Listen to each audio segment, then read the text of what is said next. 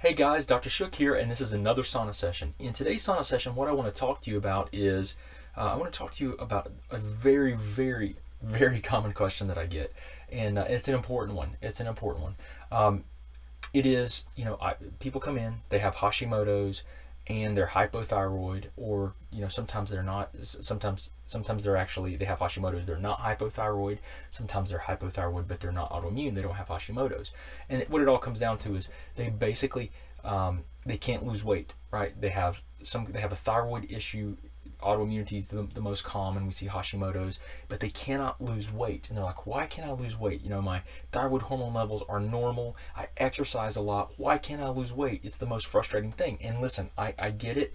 And it's a very complex question, because thyroid hormone is absolutely critical. Like, you have to be able to utilize your thyroid hormone, and remember, you have to be able to utilize it, right? We're talking about utilization of the hormone, and just having the adequate quantity are two different things. There's like 24 different ways that the thyroid hormone physiology can break down. Just having the quantity is only one part of that. To be able to transport the hormone and use it by the cells and get it converted properly, those are several other things that can happen that can cause you to have normal levels but not be able to use it. So let's just say, these people, most of the time what happens is they cannot utilize the hormone that they have. And what does the thyroid hormone do, right? It stimulates the metabolism of the cell, and it sets your basal metabolic rate. That's your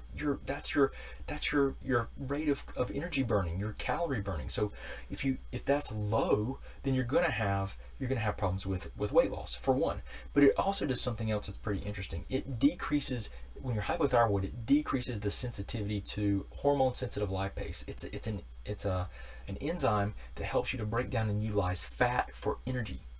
That's pretty important point, because so what happens is that if you're hypothyroid, or you cannot utilize your thyroid hormone, then what you end up doing is you end up not being able to use fat very efficiently for energy. So guess where your body demands what it craves, because you can't burn fat for energy, right? So your macronutrients, these big nutrients you consume that give you calories, are fat, protein, and carbohydrates, right?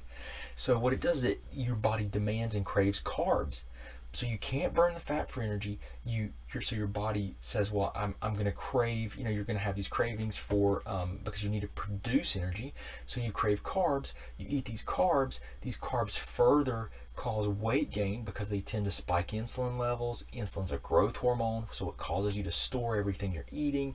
Because you can't burn fat well for energy, you suppress because you can't burn fat well for energy, you end up gaining weight, because you can't utilize, you don't have that sensitivity to hormone sensitive lipase. It's a terrible vicious cycle. So what you have to do is you have to look at the person's overall physiology. You have to figure out, where is the thyroid hormone breaking down? Like, what's the problem?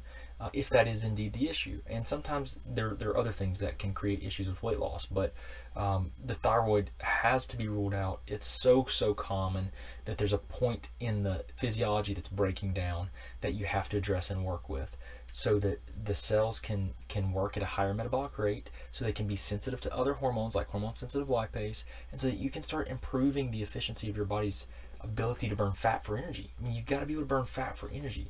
That's a normal physiological process, but it is impaired with hypothyroidism. So, I say hypothyroidism, but I want to correct that every time, because it's impaired with if your body has a decreased ability to utilize thyroid hormone, whether that's the quantity's too low and it's true hypothyroidism, or it's just another defect in your chemistry, where you're just not able to utilize the hormone that's there.